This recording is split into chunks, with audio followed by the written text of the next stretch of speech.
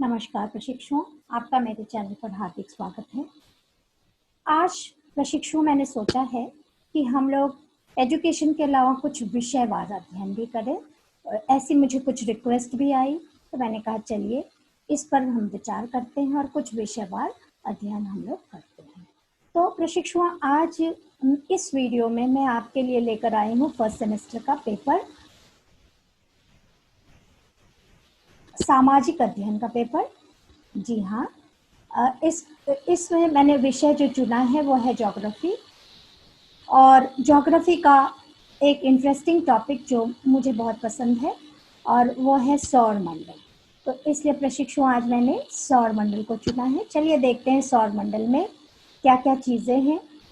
तो प्रशिक्षु, सौर मंडल में सबसे पहले आते हैं सौर मंडल की परिभाषा पर और विषय प्रवेश पर। तो विषय प्रवेश ये है कि मानव मस्तिष्क में सर्वप्रथम एक क्रमबद्ध इकाई के रूप में जिस विश्व की संकल्पना परिलक्षित हुई उसे ब्रह्मांड कहा गया। जी हाँ, उसे ब्रह्मांड कहा गया। ठीक, ब्रह्मांड वस्तुतः अंग्रेजी के कॉस्मोस का पर्याय है, जिसका अर्थ है सुव्यवस्था। ब्रह्मांड से संबंधित अध्ययन को क्या कहते हैं? कॉस्मोलॉजी या ब्रह्मांड विज्ञान। अब आते हैं आगे। सूर्य, चंद्रमा और रात के समय आकाश में जगमगाते लाखों पिंड कौन से पिंड कहलाते हैं प्रशिक्षुओं? खगोलीय पिंड कहलाते हैं। जी हाँ, या उनको और क्या कह सकते हैं हम? आकाशीय पिंड भी कह सकते हैं। खगोलीय पिंड या आकाशीय पिंड मैंने आपके लिए हाईलाइट कर दिया है, देखिए, आकाशीय पिंड अथवा खगोलीय पिंड। चलिए आगे बढ़ते हैं। हमारी पृथ्वी क्या है प्रशिक्षु? हमारी पृथ्वी भी एक खगोलीय पिंड है। कुछ आकाशीय पिंड बड़े आकार वाले तथा गर्म होते हैं। ठीक है, तो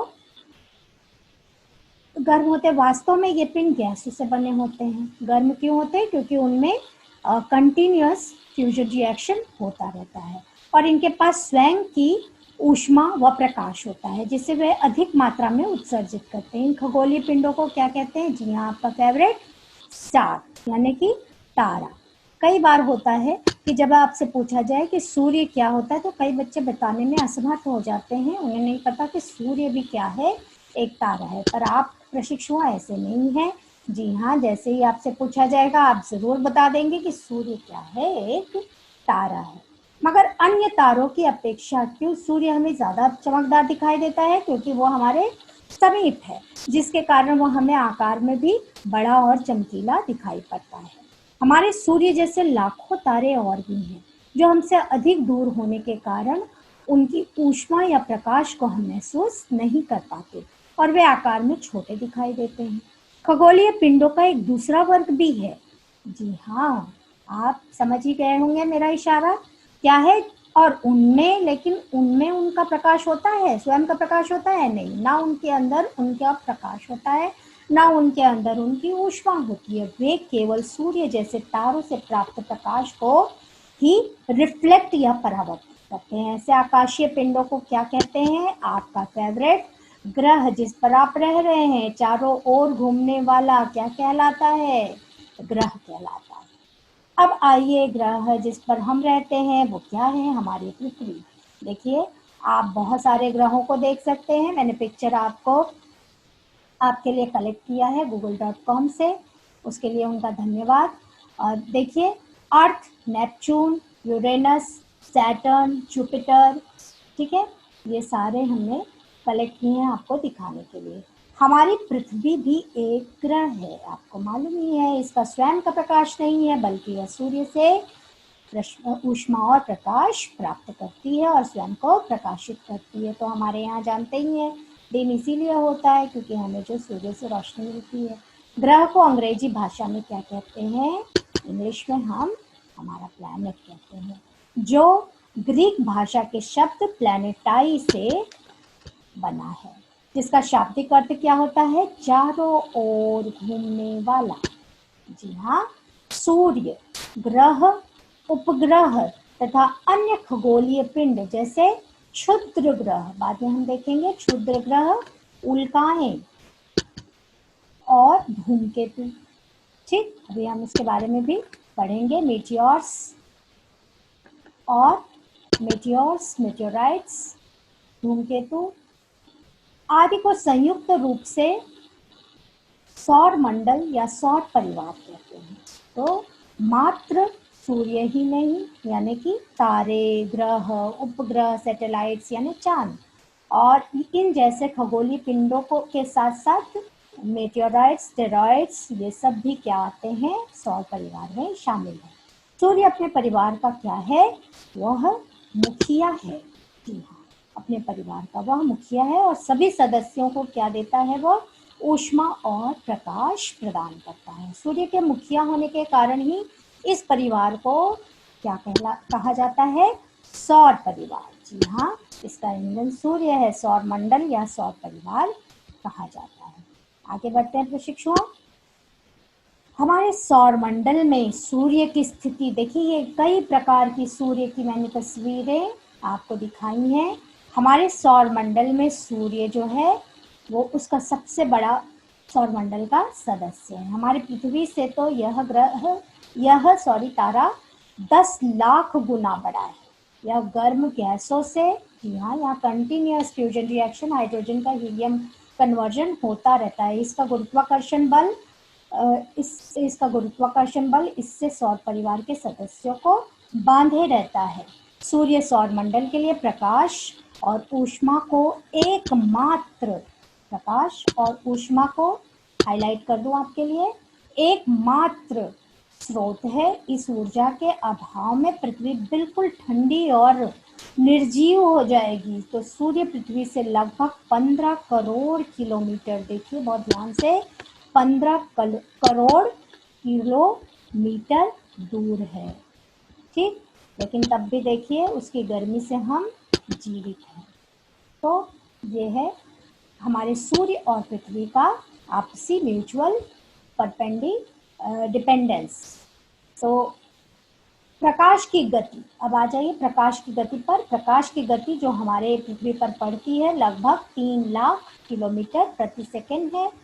कितनी तीव्र गति से, इसको हम हाईलाइट कर दें, 3 लाख किलोमीटर। देख लीजिए, मैंने वहाँ पिक्चर भी कलेक्ट करके आपको दिखा दिया। आप पिक्चर देखते रहिए और मेरी बातें सुनते रहिए। इतनी तीव्र गति से चलते हुए सूर्य का प्रकाश लगभग 8 मिनट में पृथ्वी पर पहुंच जाता है। सौर मंडल के कुल द्रव्यमान का 99.85% भाग सूर्य में संचित है। सूर्य की संरचना का 98% भाग क्या है, हाइड्रोजन और हीलियम। मैंने अभी आपको थोड़ी देर पहले बताया भी था कि वहाँ कंटिन्यूअस रिएक्शन फ्यूजन होता रहता है। हमारे सौर मंडल में 8 ग्रह हैं। जी हाँ, सूर्य से दूरी के अनुसार इनका क्रम इस प्रकार से है। सबसे पहले कौन सा ग्रह आता है, बुध, मरकरी। ठीक, ध्यान से देखते रहिए। 8 ग्रह, 8 को भी हाईलाइट कर दो। सौर मंडल में 8 ग्रह, सबसे पहले मरकरी या बुध, फिर आता है शुक्र जी, फिर पृथ्वी तीसरे नंबर पे, मंगल, मार्स, इनके इंग्लिश नाम भी दिए हुए हैं। बुध को मरकरी और शुक्र को वेनस और पृथ्वी को अर्थ, मंगल को मार्स, बृहस्पति यानी जुपिटर, शनि यानी सैटर्न, अरुण यूरेनस, ठीक, और वरुण नेपच्यून। बहुत ही क्लियर है जी, यह है वरुण। तो इस प्रकार सूर्य के सबसे निकट कौन सा ग्रह है, सबसे पहला ग्रह जी, हाँ, सबसे पहला ग्रह है बुध। ठीक, मरकरी, नाम से भी मालूम है, मरकरी यानी हॉटेस्ट प्लैनेट। वरुण और नेपच्यून, वरुण या नेपच्यून जो है वो हाईलाइट कहा गया, वरुण जो है वो सबसे दूर है। सूर्य बढ़ती दूरी के, इसलिए वो ठंडा बहुत है। सूर्य बढ़ती दूरी के अनुसार ग्रहों के नाम हैं। सबसे पहले ये देख लीजिए, ये नाम कैसे हैं, किस तरह से दिए हुए हैं। तो सबसे पहले यहाँ पर ये देखिए, ये सूर्य है यहाँ बीच में, ठीक, और उसके बाद फिर बुध, ये देखिए बुध है ना, फिर गुरु, शुक्र, वीनस, फिर पृथ्वी, फिर मंगल, फिर शनि इधर है, और बृहस्पति सबने मंगल के बाद बृहस्पति, फिर शनि, फिर यूरेनस और फिर नेपच्यून। आई होप आपको समझ में आ गया होगा। और इधर देखिए बुध और उसके बीच में ग्रह, बुध के और उसके गुरु के बीच में ग्रहिकाएं की पट्टी को। ठीक, समझ में आ गया। चलिए आगे बढ़ते हैं। ये इसमें और भी आप देख सकते हैं डिटेल में। ठीक, तो कौन किसके चक्कर लगाता है और कितनी दिनों में लगाता है। जैसे देखिए मरकरी ये है, फिर वीनस है, ठीक, ये अर्थ है, फिर उसके बाद जुपिटर यहाँ, मार्स यहाँ, सैटर्न यहाँ, यूरेनस यहाँ और नेपच्यून यहाँ। इसको आप अच्छी तरह से समझ सकते हैं, इसलिए मैंने ये आपके लिए स्लाइड बना दी है। अब आ जाइए आगे बढ़ते हैं। सौर मंडल के सभी 8 ग्रह एक निश्चित दीर्घ वृत्ताकार पथ पर सूर्य का चक्कर लगाते हैं, जिसे क्या कहते हैं, ऑर्बिट या कक्षा। ठीक है, कक्षा किसे कहते हैं, चक्कर जो लगाते हैं सूर्य के ये प्लैनेट्स, तो उसे ही ऑर्बिट या कक्षा कहते हैं। अभी तक प्लूटो को 9वां ग्रह कहा जाता था, किंतु चेक गणराज्य के प्राग शहर में अंतरराष्ट्रीय खगोलीय संघ IAU इंटरनेशनल एस्ट्रोनॉमिकल यूनिट के 10 दिवसीय अधिवेशन के में 75 देशों के 75 देशों के 2500 वैज्ञानिक, जब इन लोगों ने इस पर स्टडी की और अपनी स्टडी जब पेश की, ये प्लूटो साइज कंपैरिजन है, आप देख लीजिएगा बाद में। समापन दिवस पर 24 अगस्त 2006 को उन्होंने यह निर्णय लिया। तो समझने की कोशिश कीजिए बहुत अच्छी तरह से, पूरा डिटेल आपके पास है IAU का। ये 2006 में निर्णय लिया कि प्लूटो अब ग्रह की श्रेणी से बाहर होगा, इसे बौना यानी ड्वार्फ प्लैनेट कहा जाएगा या कहा गया। IAU के द्वारा ग्रह की नई परिभाषा दी गई। इसके अनुसार वह खगोलीय पिंड कहलाएगा। अब ग्रह के नाम से बाहर होकर बौना ग्रह कह सकते हैं, मगर वह खगोलीय पिंड कहलाएगा। कारण क्या है, जो अपनी निश्चित कक्षा में, क्योंकि यह अपनी निश्चित कक्षा में सूर्य की परिक्रमा करते हैं, आकार में लगभग गोल हो। अन्य ग्रहों की कक्षा, ये है उसका स्पेसिफिकेशन प्लूटो का, तो अन्य ग्रहों की कक्षा का अतिक्रमण नहीं करते। तो प्लूटो की एक खासियत है, ये अपनी निश्चित दिशा में रहते हैं। तात्पर्य यह है कि प्लूटो की कक्षा अन्य ग्रहों की तुलना में झुकी हुई है तथा यूरेनस की कक्षा का अतिक्रमण करती है। इसी तथ्य के आधार पर प्लूटो को सौर मंडल के 9 ग्रहों में के परिवार से बाहर कर दिया गया, क्योंकि यह उसके मार्ग में बाधक बन रही थी।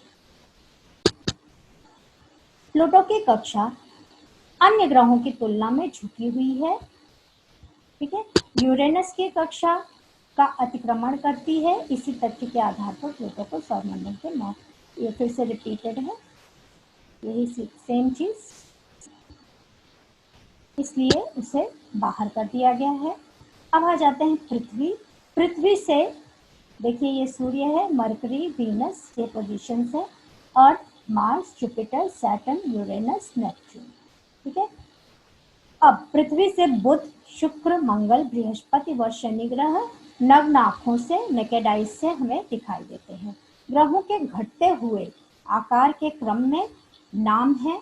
बृहस्पति सबसे बड़ा है, शनि उससे छोटा, फिर अरुण है, अरुण यानी नेपच्यून, फिर है वरुण यानी यूरेनस, पृथ्वी, फिर शुक्र, वीनस, मंगल, मार्स और बुध, मरकरी। ये है, यहाँ पर आपको अलग तरीके से भी दिखा दिया गया है।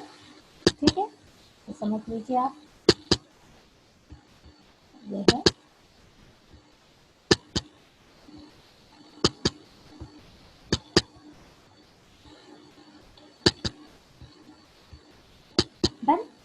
उनका टेम्परेचर भी यहाँ पर है, और नंबर ऑफ मून्स कितने हैं ये भी लिखे हुए हैं। जैसे बुध का 0 मून है, वीनस का 0, पृथ्वी का 1 चंद्रमा मून है। ठीक है, तो इस तरह से आप मून्स भी देख सकते हैं, उनका टेम्परेचर भी देख सकते हैं कितना है। तो मरकरी का टेम्परेचर देखिए कितना है ना। शुक्र का देखिए, और पृथ्वी का देखिए। तब इस तरह से समझ लीजिएगा। आगे बढ़ते हैं जी।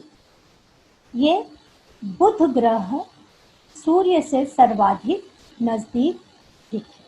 यही कारण है कि इसका, ये बुध ग्रह है, मैंने अलग से भी दिखा दिया है, मरकरी। ठीक है, और इसमें कहाँ पर है, ये बी। तो बुध ग्रह जो है यानी मरकरी सूर्य से सर्वाधिक नजदीक है।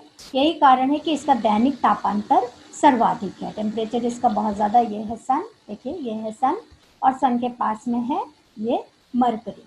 तो क्योंकि पास में है इसलिए इसका टेम्परेचर क्या है, बहुत ज़्यादा है। तो इस ग्रह की कक्षीय गति सर्वाधिक है, जो सूर्य के चारों ओर सबसे कम समय यानी 88 दिन, पीछे के स्लाइड में आप जाकर देख सकते हैं इसको, 88 दिन में एक परिक्रमा पूरी कर लेता है। आकार में सबसे छोटा और सर्वाधिक तापांतर के कारण वायुमंडल का इसमें अभाव पाया जाता है, यानी यहाँ पर एटमॉस्फेयर जो है वो प्रेजेंट नहीं है। ठीक है, अब आ जाइए, बुध के पास अपना कोई उपग्रह नहीं है। ठीक, उपग्रह इसका नहीं है, कोई सैटेलाइट नहीं है। और शुक्र के अतिरिक्त बुध ग्रह को भी प्रातः एवं साय का तारा कहा जाता है। जी हाँ, जैसे शुक्र को भी सुबह और शाम का तारा कहा जाता है, आपको पता ही होगा। तो शुक्र और बुध दोनों को प्रातः और शाम का, साय का तारा कहा जाता है, क्योंकि दोनों ही ग्रह सूर्य तथा पृथ्वी के मध्य में स्थित हैं। जी हाँ, सूर्य और पृथ्वी के बीच में है, दोनों सूर्य पृथ्वी के मध्य में स्थित है, इसलिए सूर्योदय से पहले तथा सूर्यास्त से के पश्चात ये दिखाई देते हैं। यद्यपि बुध तारा नहीं है, बुध क्या है, प्लैनेट है, तथापि अपनी चमक के कारण, क्योंकि सूर्य के सबसे ज्यादा नजदीक है इसलिए वो ब्राइटेस्ट लगता है, इसको संज्ञा तारे की दी गई है, पर फॉल्स है, याद रखिएगा। ये क्या है, बुध क्या है, एक ग्रह है, एक क्या है, जी हाँ, प्लैनेट है। शुक्र ग्रह पृथ्वी के सबसे नजदीक है। जी हाँ, पृथ्वी के पास कौन सा नजदीक है, सूर्य के पास तो मरकरी है और हमारे पास वीनस है, यानी शुक्र।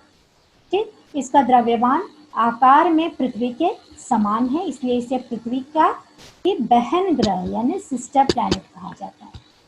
ठीक, तो हमारे पृथ्वी के पास देख लीजिए कौन सा है सबसे पास में, यहाँ पर देखिए वीनस है ना। तो वीनस हमारी बहन है, ये है। ठीक, आगे बढ़े, तो हमारी सिस्टर प्लैनेट कौन है, वीनस यानी कि शुक्र। सभी ग्रहों में शुक्र ग्रह सर्वाधिक चमकीला दिखता है, पृथ्वी के पास है। शुक्र के चमकीलेपन के कारण इसका घने बादलों से भरा वायुमंडल है। शुक्र ग्रह का भी अपना कोई उपग्रह नहीं है। इस ग्रह पर सबसे अधिक तापमान पाया जाता है। यह ग्रह घड़ी की सुई की तरह चलता है। शुक्र एवं यूरेनस दोनों पूर्व से पश्चिम चलते हैं, इसलिए यहाँ सूर्योदय पश्चिम दिशा में तथा सूर्यास्त पूरब दिशा में होता है। हमारा उल्टा है, हमारा कैसे होता है, हमारा सूर्योदय पूरब दिशा से और सूर्यास्त हमारा किस दिशा से, किस दिशा में होता है, पश्चिम में। तो यहाँ आप जानिएगा ये इनका हमारे से उल्टा है। ठीक, आगे बढ़ते हैं। मंगल ग्रह जी हाँ लाल रंग का दिखाई देता है और इसलिए इसे लाल ग्रह भी कहा जाता है। रेड प्लैनेट मंगल है ना, लाल रंग का दिखाई देता है और इसीलिए इसको लाल ग्रह कहा जाता है। और फोबोस तथा डिबोस इसके दो उपग्रह हैं। इसी ग्रह पर सौरमंडल का सबसे ऊंचा पर्वत, देखिए ये बगल में मैंने सबसे ऊंचा पर्वत भी दिखा दिया है आपको, ओलिम्स जो है वो इसका सबसे ऊंचा पर्वत है, जो कि ओलिम्स मीन्स अवस्थित है, जो एक ज्वालामुखी पर्वत है। देख लीजिए साइड में तस्वीर आपको, और वहाँ मार्स। ठीक है, ढंग से समझने के लिए मैंने सारी चित्र कलेक्ट करके आपको दिखा दिए हैं। अब बृहस्पति के बारे में बात करते हैं। तो बृहस्पति सभी ग्रहों में विशाल है, मास्टर है, बड़ा है, तो इसलिए मास्टर ऑफ गॉड कहा जाता है। और इसका द्रव्यमान शेष सभी ग्रहों में के सम्मिलित द्रव्यमान से भी अधिक है। बृहस्पति ग्रह मुख्यतः हाइड्रोजन और हीलियम गैसों से मिलकर बना है। मीथेन गैस गैसीय रूप में विद्यमान है, और अब तक इसके कुल 28, देखिए सबसे ज्यादा प्राकृतिक उपग्रह माने जाते हैं। शनि ग्रह को गैसों का गोला, अब शनि की बात करते हैं, तो शनि ग्रह को गैसों का गोला कहा जाता है। अपने तीव्र घूमने के कारण या घूर्णन के कारण ही यह सौर परिवार का सबसे चपटा ग्रह है। सबसे चपटा ग्रह है। शनि ग्रह के चारों ओर 3 वलय हैं, तो इन वलयों को नग्न आंखों से नहीं देखा जा सकता। आगे बढ़ते हैं। इस छल्ले या वलय को रूपी के कारण शनि ग्रह को क्या कहा जाता है? आकाश गंगा कहा जाता है। ठीक है, तो इन वलयों के कारण उन्हें आकाश गंगा सदृश ग्रह यानी गैलेक्सी लाइक प्लैनेट कहा जाता है। इस ग्रह के सर्वाधिक 30 उपग्रह हैं, सबसे ज्यादा। देखिए जुपिटर के 28 थे, और शनि के कितने हैं? शनि के उपग्रह हैं, चांद मून्स इनके 30 हैं। इसका सबसे बड़ा उपग्रह कौन सा है? टाइटन। अभी अगले स्लाइड में आपको मैं चित्र में दिखाऊंगी। ये है सैटर्न, शनि ग्रह। इसके जो देखिए वलय के कारण इसको कैसा कहा जाता है? आकाशगंगा के समान दिखने वाला ग्रह कहा जाता है। अब देखिए उपग्रह के बारे में बात करते हैं। तो हमारा उपग्रह हमारी पृथ्वी का, आपको पता है ये तो आर्टिफिशियल सैटेलाइट मैंने दिखाया है, मगर हमारा नेचुरल सैटेलाइट कौन है? हमारा नेचुरल सैटेलाइट प्रशिक्षुओं मून है। तो अंग्रेजी में उपग्रह को सैटेलाइट कहते हैं, जिसका शाब्दिक अर्थ होता है साथी या सहचर। ठीक, साथी या सहचर। उपग्रह अपने नाम को सार्थक करते हैं और साथ ही साथ सूर्य की भी परिक्रमा करते हैं। जैसे चंद्रमा पृथ्वी का एक उपग्रह है, हमारा उपग्रह चंद्रमा है, मून आप जानते ही हैं। तो चंद्रमा पृथ्वी का एक उपग्रह है, यह पृथ्वी की परिक्रमा करने के साथ साथ सूर्य की भी परिक्रमा करता है। और बुध व शुक्र को छोड़कर, बुध के पास कोई मून है? नहीं है। शुक्र के पास कोई मून है? नहीं है। सभी ग्रहों के पास एक या उससे अधिक उपग्रह है। जैसे जुपिटर के पास, हमारे पास कितने हैं? 1, जुपिटर के पास 28, सैटर्न के पास 30। चंद्रमा, अब बात करते हैं हम चंद्रमा की। चंद्रमा पृथ्वी के एकमात्र उपग्रह यानी चंद्रमा है। इसका व्यास पृथ्वी के व्यास का लगभग 1/4 है। पृथ्वी के बहुत बहुत पास होने के कारण यह बड़ा दिखता है। पृथ्वी से चंद्रमा की दूरी लगभग 3,85,005 किलोमीटर।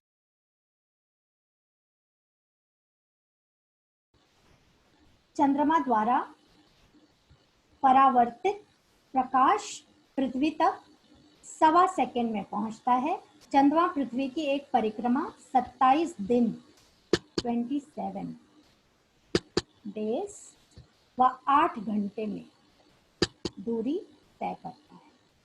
इतने ही समय में यह अपनी अक्ष पर भी घूमता है।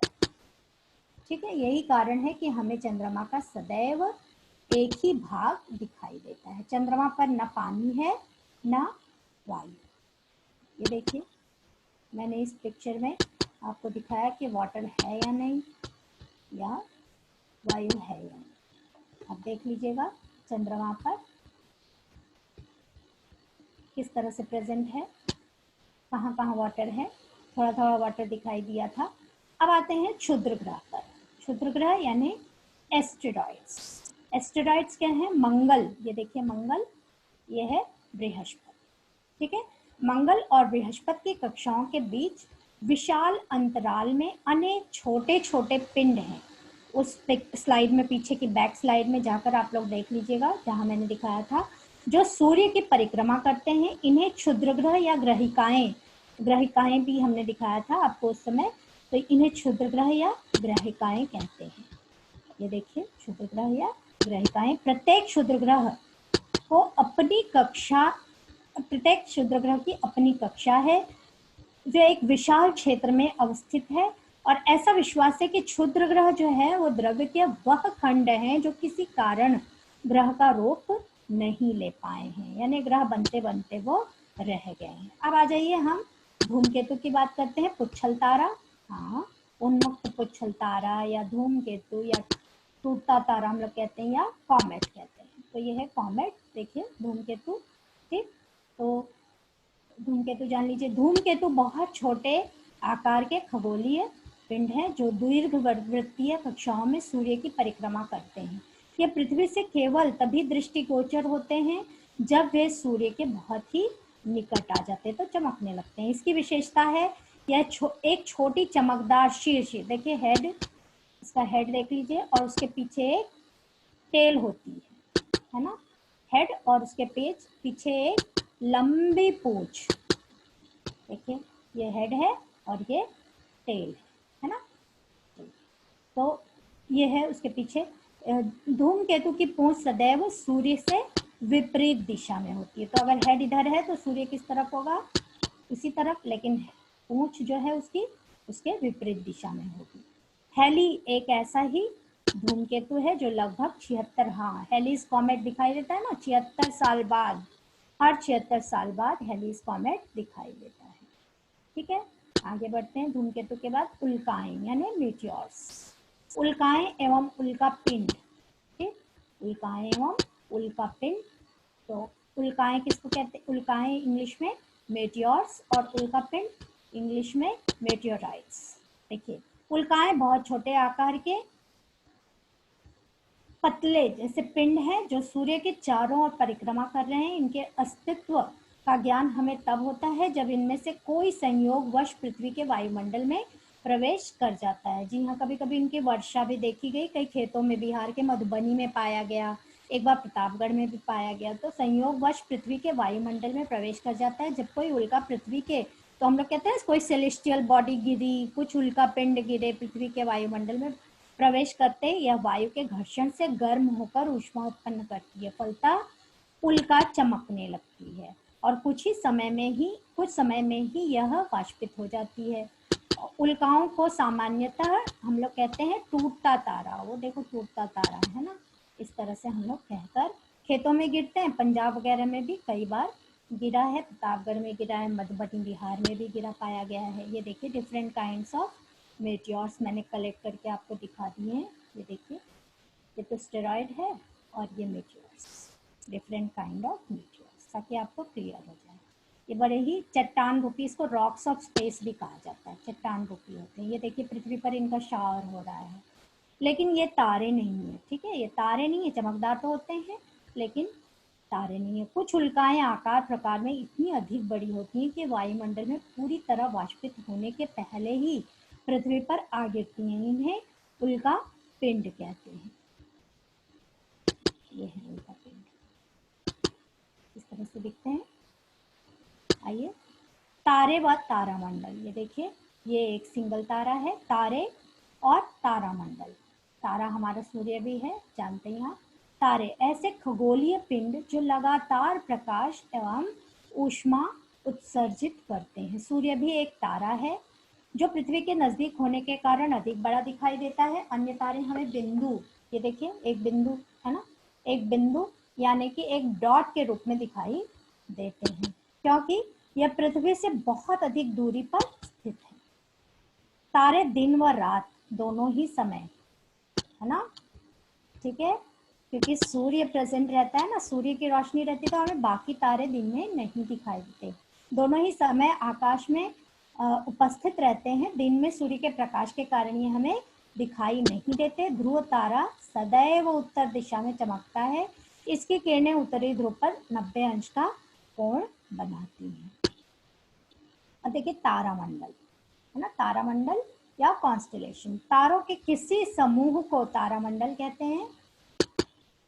ठीक, एक शेप बना लेते हैं ना, तो इसलिए उनको तारामंडल कहते हैं। पृथ्वी से देखने पर तारों का कोई समूह किसी विशेष आकृति, शर्मिष्ठा और अलग अलग तारे, अर्सा मेजर, अर्सा माइनर है ना, तो इस तरह के कई तारामंडल कॉन्स्टलेशंस है। तो तारों का कोई समूह किसी विशेष आकृति का आभास देता हुआ प्रतीत होता है। इसे रात को आकाश में देखा जा सकता है। जैसे ये देखिए सप्तऋषि, ये देखिए एग्जाम्पल है ना, सप्तऋषि, यहाँ पे एग्जाम्पल एक सप्तऋषि है, ये है ना, ठीक, बहुत से हैं तो आप देखते रहिएगा। उर्सा मेजर भी है, मैंने इसलिए यहाँ पर बहुत सारे दिखा दी, यहाँ एक सिंगल सप्तऋषि दिखा दिया है आपको। तो ऐसा ही एक तारामंडल क्या है, सप्तऋषि तारामंडल। प्रशिक्षु, आई होप आपको समझ में आ रहा है सब कुछ बहुत अच्छे से। ये है करोड़ों तारामंडल, बिलियंस ऑफ स्टार्स या कॉन्स्टेलेशंस मिलकर एक आकाशीय गैलेक्सी यानी एक आकाश गंगा गैलेक्सी का निर्माण करते हैं। मंदाकिनी आकाशगंगा में हमारा सौरमंडल स्थित है। यह सर्पिलाकार होता है। इसमें रात के समय आकाश में तारों के समूह की एक दुधिया पतली सी दिखाई देने वाली मेखला, मिल्की वे, है ना, हमारा आकाश गंगा मिल्की वे भी कहलाता है ना, तो मिल्की वे कहलाता है। लाखों आकाश गंगाएं, है ना, billions of galaxies, billions of galaxies जो है वो मिलकर यूनिवर्स यानी ब्रह्मांड का निर्माण करती है। तो उसमें से हमारी गैलेक्सी आकाशगंगा मिल्की वे आकाशगंगा एक है, जिसमें हमारा सौर परिवार या सौर मंडल है। हम सभी इसी ब्रह्मांड का मात्र एक हिस्सा है प्रशिक्षुओं, मात्र एक हिस्सा है। ये कुछ और डायग्राम्स मैंने आपको दिखा दिए हैं। ये किस तरह से मेटियोर्स इस पे टच कर रहा है। ये एक बड़ा सा पर्वत है ज्वालामुखी वाला, जो किस तरह से दिखाई दे रहा है, एवरेस्ट से भी बड़ा है। ये अर्थ की तस्वीर है, यूरेनस की, नेपच्यून की। इसी के साथ आज का वीडियो मैं समाप्त करती हूँ। आई होप मेरी मेहनत आपके लिए बहुत ही समझदारी का काम करेगी, आपको कॉन्सेप्ट बहुत अच्छे से समझ में आ जाएगा प्रशिक्षुओं। और इसी वजह से आप ज़रूर थैंक यू करते हुए मैं आपसे कहूँगी कि मेरा वीडियो लाइक, शेयर और सब्सक्राइब करें। धन्यवाद, थैंक यू।